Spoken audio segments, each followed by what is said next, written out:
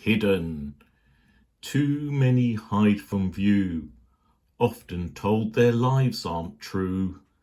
They are forced underground, no generous words can be found.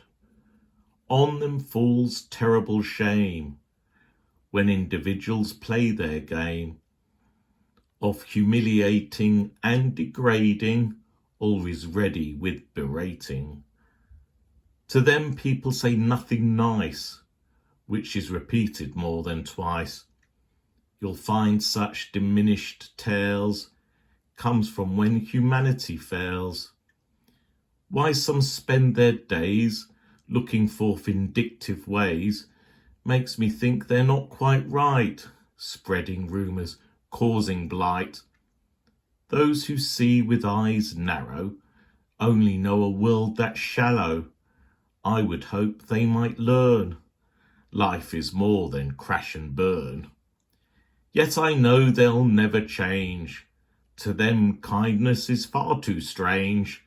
So they are caught in a spiral of putting others on dire trial. You see, diversity belongs to earth, so don't remove someone's self-worth.